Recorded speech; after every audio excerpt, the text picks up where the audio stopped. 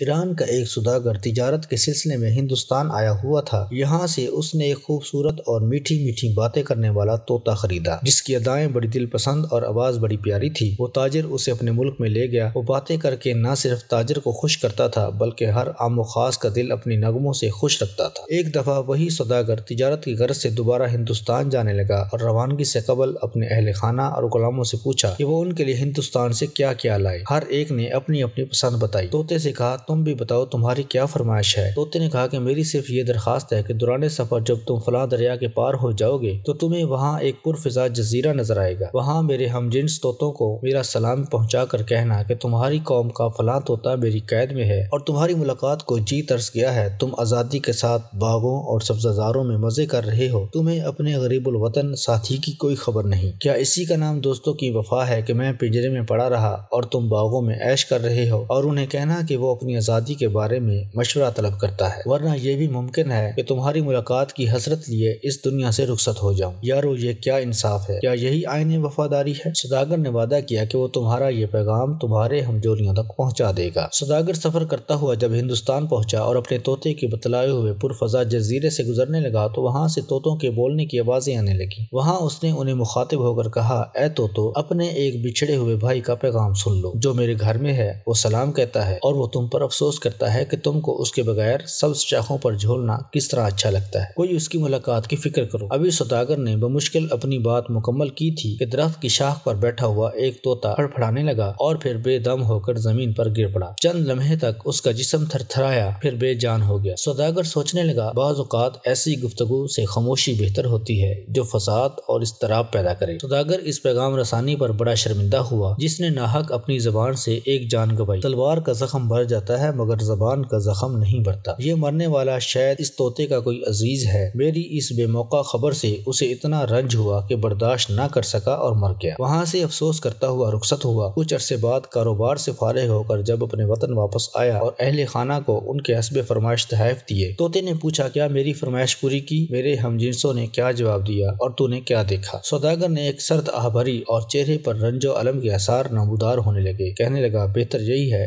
جو کچھ ہوا مت سن ورنہ تجھے صدمہ ہوگا۔ میں خود تیرا پیغام دے کر پچھتاتا ہوں۔ اب تک اس کی مذمت میرے دل میں ہے کہ کاش میں پیغام نہ پہنچاتا۔ طوطا بولا، اے مالک، ایسی خدا نخواستہ کیا بات ہوئی جو تو زبان پر لاتے ہوئے ڈرتا ہے؟ بے تکلف ہو کر بیان کر، اب جو ہونا تھا ہو گیا۔ سوداگر کہنے لگا، جب میں ہندوستان کے اس پرفضا مقام پر پہنچا، وہاں کے طوطوں کو تیرا پیغام دیا اور جو تیرا حال تھا سب بیان کیا۔ معلوم ہوتا ہے کہ ان میں ایک طوطا تیرا درد آشنا اور عزیز تھا۔ میری باتیں سنتے ہی پھڑپھڑا کر گرا اور تڑپ تڑپ کر مر گیا۔ شاید اسے تیری گرفتاری کا اتنا رنج پہنچا تھا کہ وہ اسے برداشت نہ کر سکا۔ اس کے یوں دم دینے سے میں بے حد پریشان ہوں۔ دیکھتے دیکھتے سوداگر کے طوطے کے بدن پر تھرتھری چھوٹی، آنکھیں پتھرا گئی اور صرف ایک آواز ہائے نکالی اور قفس کے اندر گر پڑا اور تڑپتے ہوئے جان دے دی۔ سوداگر نے اپنی آنکھوں کے سامنے پیارے طوطے کو مرتے ہوئے دیکھا تو غم سے نہ ڈھال ہو گیا۔ ٹوپی سر سے اتار پھینکی، سینے پر بار بار ہاتھ پا کر روتا اور یہ کہتا کہ اے خوش بیاں طوطے، تجھے کیا ہو گیا؟ یہ تو نے کیا کیا؟ اگر مجھے خبر ہوتی کہ تو جو داغے جدائی دے گا تو یہ منحوس قصہ نہ سناتا۔ غرض دیر تک طوطے کے مرنے کے غم میں اسی طرح روتا رہا۔ جب خوب دل کی بھڑاس نکال لی تو مرے ہوئے طوطے کو قفس سے نکال کر باہر پھینک دیا۔ باہر پھینکنا تھا کہ فوراً وہ طوطا پھر سے اڑ کر درخت کی شاخ پر جا بیٹھا۔ اس مرے ہوئے طوطے نے آزاد فضا میں ایسی اڑان کی جیسے مشرق سے آفتاب ابھرتا ہے۔ سوداگر گزرا ہوا معاملہ بھول گیا، طوطے کی اس حرکت پر حیران رہ گیا اور کہنے لگا، اے چلاک پرندے، یہ کیا ماجرا ہے؟ اے میرے بلبل، ذرا یہ تو بتا کہ ہندوستان کے طوطے نے تجھے کیا خفیہ پیغام دیا جسے تو بھاپ گیا اور جس سے تو میری آنکھوں پر اپنے مکر و فریب کا پردہ ڈالنے میں کامیاب ہوا؟ ارے غضب خدا کا، تو نے کمال دکھایا، ہمیں جلا کر خود روشن ہو گیا۔ طوطا بولا، میرے بھائی طوطے نے مجھے سبق دیا اور اپنے عمل سے بتایا کہ میں قید سے کس طرح رہائی پا سکتا ہوں۔ میں نے اس پیغام کو سمجھا اور اس پر عمل کیا۔ اس نے اشارہ یہ دیا کہ نغمہ گوئی اور میٹھی بول چال ترک کر، تو اپنی اس سحر انگیز آواز کے سبب ہی گرفتار قفس ہوا ہے۔ پھر اس نے میری آزادی کے لیے خود کو مردہ بنایا۔ اے نادان پرندے، اور ہر کس و ناکس کا دل خوش کرنے والا مردہ بن جاتا کہ کیسے نجات پائی؟ طوطے نے یہ کہہ کر اپنے اصلی وطن کا رخ کیا۔ آخر کار ایک دن اپنے ساتھیوں کے پاس پہنچ گیا۔ مزید اس طرح کی حیرت انگیز اور سبق آموز ویڈیو دیکھنے کے لیے ہمارے چینل عطا اردو وائس کو ضرور سبسکرائب کریں۔